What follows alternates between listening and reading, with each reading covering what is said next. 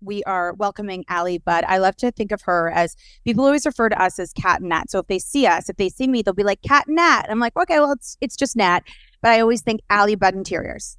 Oh, It's like her last name is Budd Interiors. I like that for me. Some of my best friends call me ABI. Like one of my closest friends. I don't know why. It just like started and then that like became a thing. Is that your real name? I had to ask. My name is Alexandra. Uh-huh. Bud. What's the middle name? Rose. Oh, Ali Rosebud. Ali Rosebud. You waited for me to do that. That's how. Rosebud. Okay. So like, and my husband's last name is Ware. So like Alexandra Ware is like my alias. Ooh, is it on your documents? No, and we please don't get into that because I don't want to argue about it again. That's with your husband.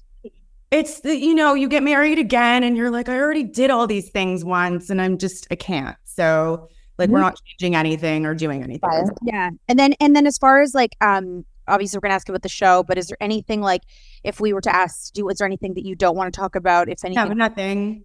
No. You know what? I think, first of all, thank you guys so much. I literally like said to Nat, can I be on the podcast? I don't want to, this isn't a presentation of like somebody called somebody and like, you know what I mean? I was like, Nat, can I come on? And she was like, yes. So like, I'm just very appreciative. I wanted to have you, oh, careful. Whatever. I love you. You know how I feel about you guys and the stuff that you put into the universe. It's so aligned, with how I feel. So anyways, yeah, I'm very grateful. No, I feel like oftentimes people want to talk to me about very design related things. Oh God. Which is so cool. But I also have 3 kids, an ex-husband and his wife, and they just had a baby. So I like literally feel like I have 3.5 kids. We're all super close. We live on the same street. I think sorry. Hold on one second, Ali. Okay. I'm going to do your bio. So for anyone who doesn't know Ali Budd, Kat is going to do the introduction of who this is usually a Nat job, so I'm going to do my best. Ali Budd is the president and creative director of Ali Budd Interiors, an award-winning Toronto-based boutique design firm specializing in luxe residential design projects across North America. And I feel like worldwide, you should be adding to that title now. I feel like it's no longer just North America. I'll redo that. Worldwide. She started her business in her basement just over a decade ago, and now Ali Budd Interiors is responsible for designing some of the most bespoke and upscale homes, working on multi-million-dollar projects. Ali pushes luxury design to its limits and never taking no for an answer in her pursuit of design perfection. You have a new HGTV Canada docu-series, House of Ali.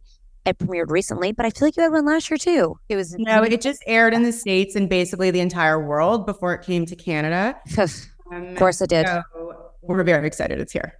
Of course, we're very excited. The sizzle's so great, by the way. It's like so. You actually look like you're from LA. That's what I say. I was like, you like so American. Not that there's obviously the 3 of us are Canadian from Toronto. We're fabulous. Yeah, but all the Canadian designers are like up north in overalls. I feel like they're that's more low key. Yeah, right. You know what? My kids still ride the Huskies to school. Like our Igloo doesn't always get mail on time. Oh my God, that's hilarious. No, it's looking very. I think it's amazing. So we were just catching up because Ali is not only an interior designer but also a mom and of 3. 3.5. Yeah, no, 3. Okay, well, you said 3.5. Let's just dive right into that. Your ex-husband lives on the same street as you. Mm-hmm. Who started dating who first? Like, did you when you divorced? Married? Great question. Pardon? How long were you married for the first time? We were together a really long time. Like I met Josh when I was like 14. So did you meet him at camp? No, I didn't. My best friend, who's still my best friend, we're very much like the 2 of you. We just don't have a social media presence, and for you know what I mean. But she would you and I, the 3 of us, are probably the same in this way. She's not, but I've had the same best friend my entire life, and she ended up going to a different school in grade 9, and she met him, and we, met through, and I don't know, we were high school sweethearts essentially, and I got married young. What's young for Canada? I was just 26. Yeah, that's young. I think that's young. Yes, that's young. Yeah, You that's know?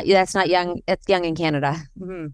Yeah, I think even now, right? Like you think about when like it's I don't know. What do you know at 26? I don't Yes. know anything. So Yeah. and he's a wonderful human. We just, probably I think who you are at 14 and who you are 30 in your 30s becomes very different often. And, I think that we just grew apart in that way. Allie, how old is your eldest? 12. So in 2 years, that would be like your 12-year-old meeting the person. We were just talking about Crazy. it. We're dying. We're like, Joey is basically our age when we met. We're going through that now where I'm like watching the grade and I think back because I have friends who are like teachers now of my children. They went and we were friends in high school, and I look and I think what we were doing at their age, and I feel like it's different. Yeah. I feel like it's different. It's so weird. Our parents said that too. Although I guess so. Also, we weren't being filmed. Yeah, that's the biggest level difference. of teenage. I think teenagers, for all intents and purposes, are essentially the same. I just think this is the first generation that's had this craziness. And also, though, and negative. There's both to it. So I think that sort of highlights some differences, but. So it's confirmed though that they are less sexually active and that they're the least sexually active and less drinking generation of all time. But more dying. That's good to hear. The lace with fentanyl. Yeah. Side note. That is good. That's it, which is interesting because they're less bored because they have social media to go play with, so they're not playing with each other. Maybe they just have. What's interesting? My husband let the kids watch Superbad. I was going to kill him. And like my 9-year-old son, like drawing dicks and saying he's 11, like it's not a good idea. It was actually interesting because there was a moment in the movie where this girl gets like really drunk at a party and she makes a really bad choice. And so I'm sitting there watching with my daughter who's little and, it's whatever. But I said, do you see what's happening to her right now? And she was like, yeah. And I'm like, she made a really bad choice. And I'm like, here's the difference. If this is you, there's 20 people around you with a camera. And it's not fair. But it's the deal.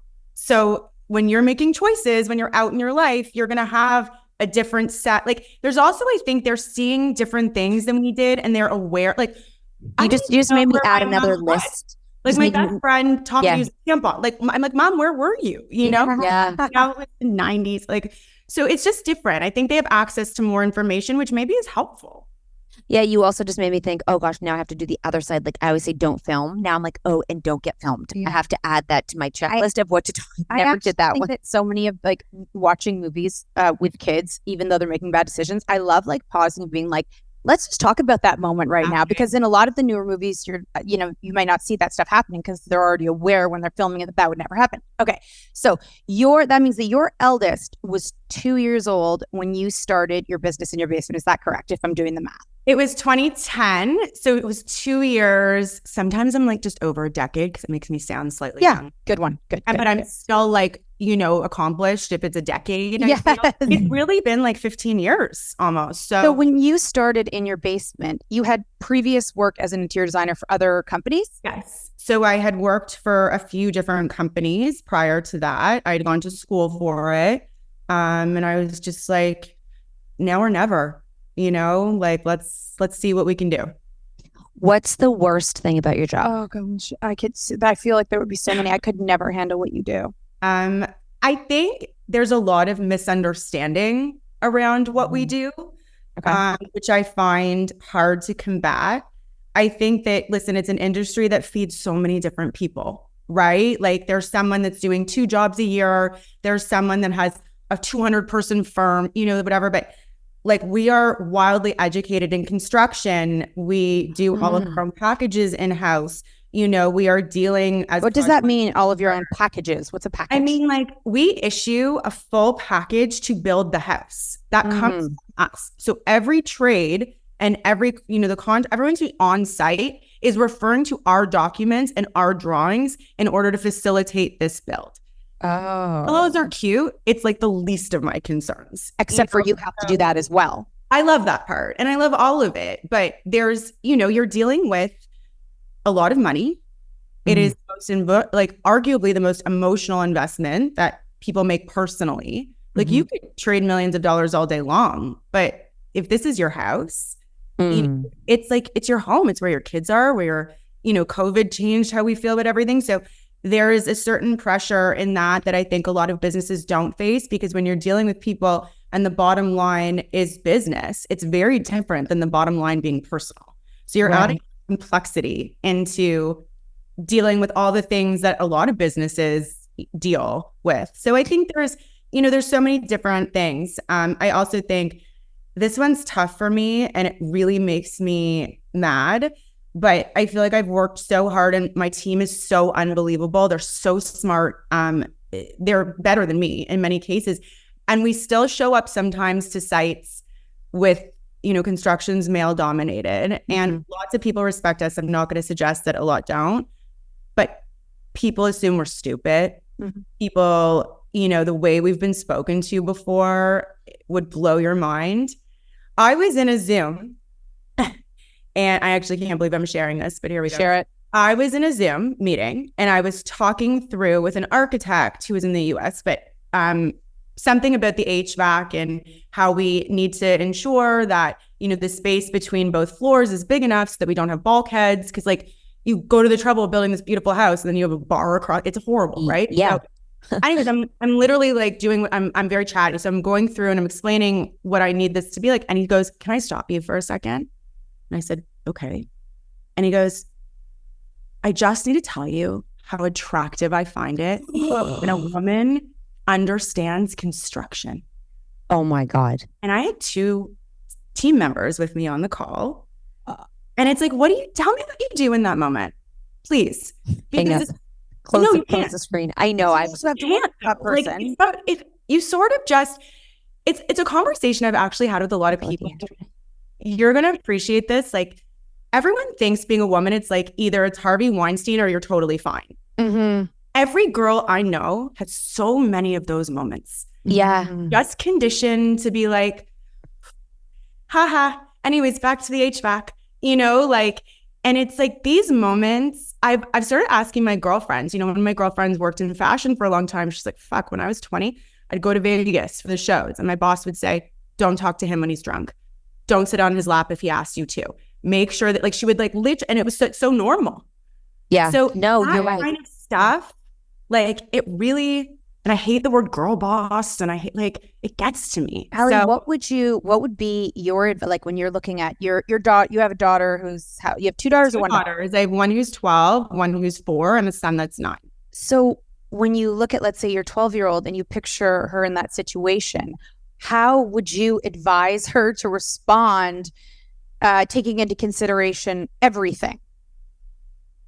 I think there's moments where you can respond to things like that. Like I had a drywaller once in the office. We were doing work. He was older and somebody sent him to me and he was making comments at the girls and they were getting uncomfortable. I was like, oh my God, this is crazy. Like, what the fuck? I go into someone's office and starts talking about, this and, so I walked up to him and I was like, get the fuck out of my office. Right. And he was like, what? And I was like, get the fuck out of my office. Yeah. The contractor that said he's older, he doesn't get, I'm like, I don't care. Yeah. That moment you're working for me. And the second my girls are like, I'm uncomfortable, that's not even a thing. What are you talking I think also this moment, I'm talking to someone who's wildly accomplished on a job I really wanted. And I don't know. Can you give me some advice? I know. It happened to me. And the reason I did say something was because my son was in front of me and it was a coach and he was older and he was like, take your mask off. Let me see what you look like in front of my son. Also, it's my son. It doesn't matter what I look like. Does not matter what I look like. I'm dropping my kid off. And I was actually driving his teammate who was a girl. So there was a boy and a girl and they were young.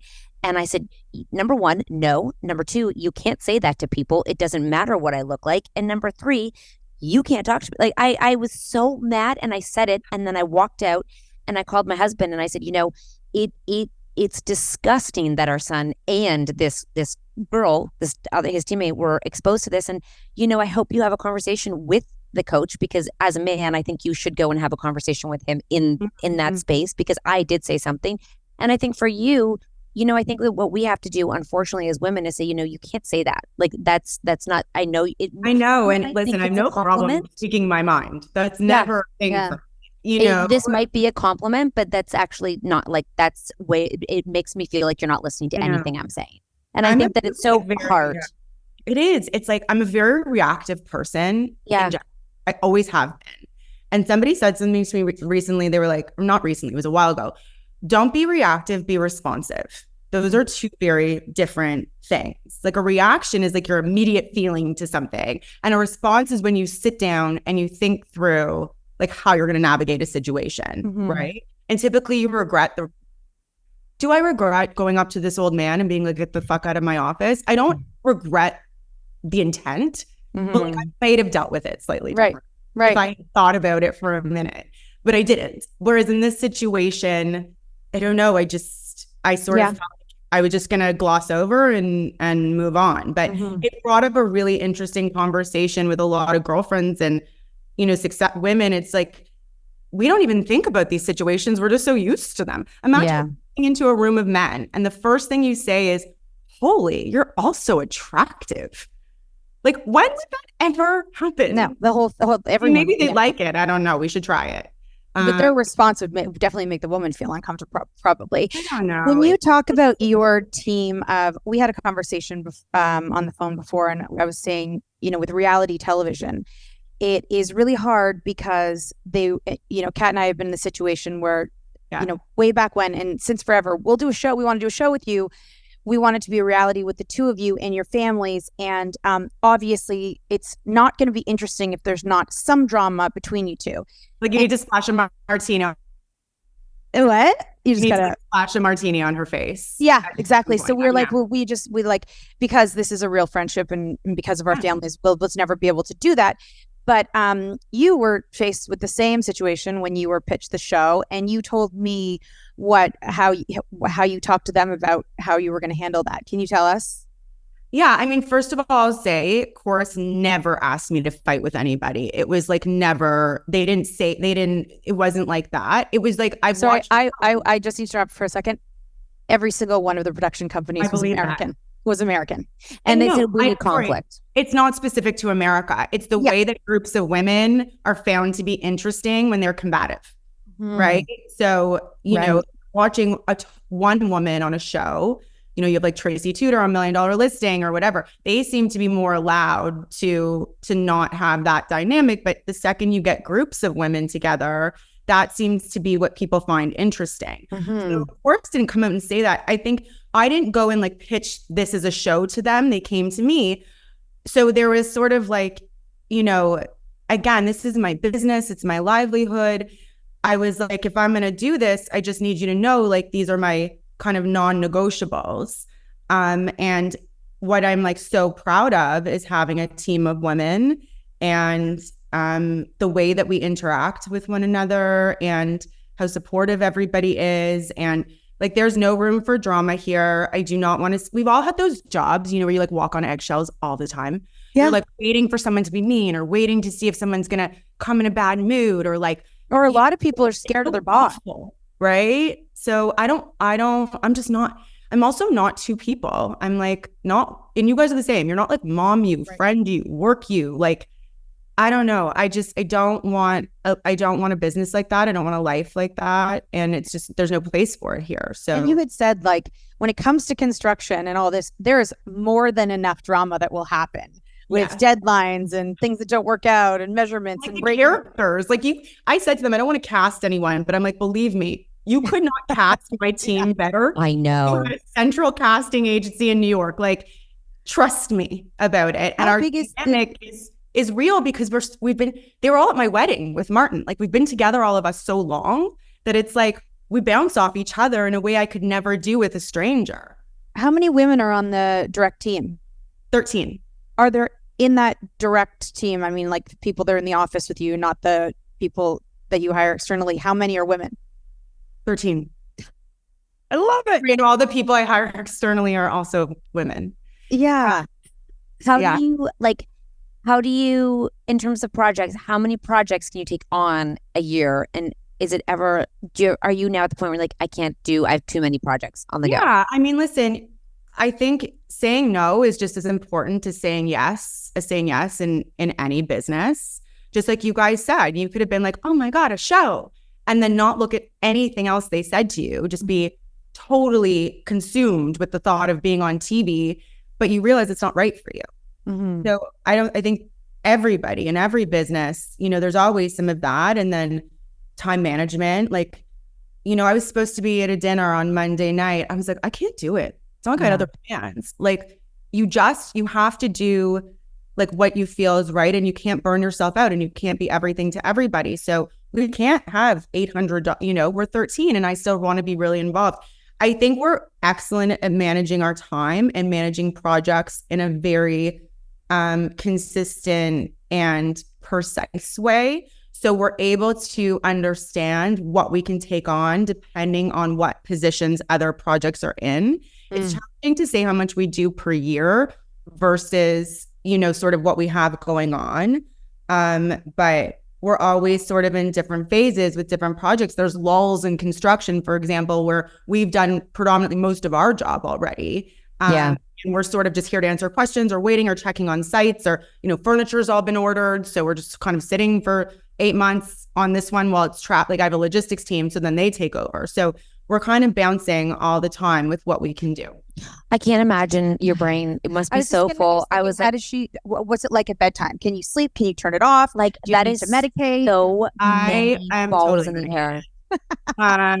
And like, I don't know what, this should not be taboo. Like, no, I actually went on anxiety medication when I got divorced. Sorry, my publicist is sitting here. Are you okay with it? I don't know. Like, yes, Mona's like right here kicking me under the table, being like wildly inappropriate.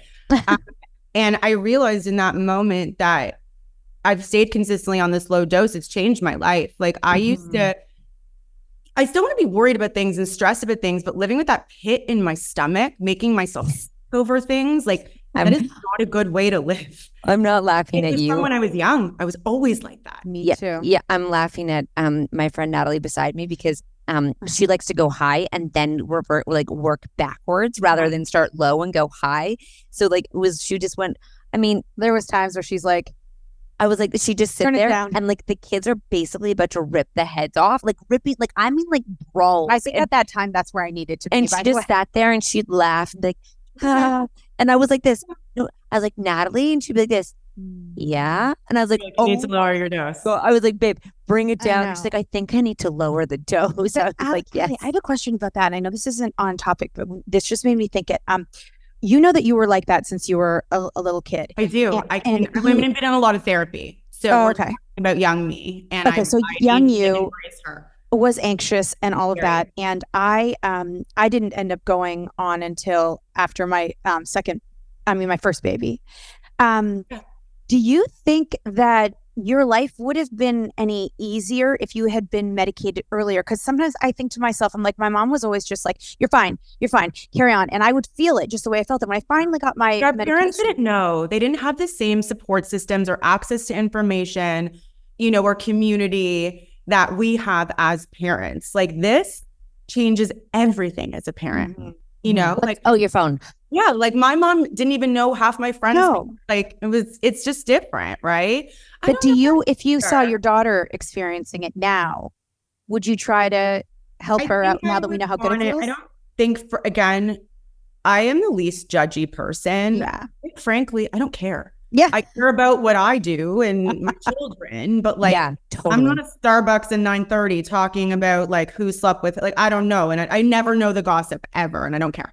I feel like for me, what I would do is try and explore things in a different way first. And if those options with therapy, with breathing, with different things were exhausted, if there was a school environment that wasn't right for my kid, I just moved one of my kids, looking at them individually, if nothing was being helpful in that moment, then yes, I would do what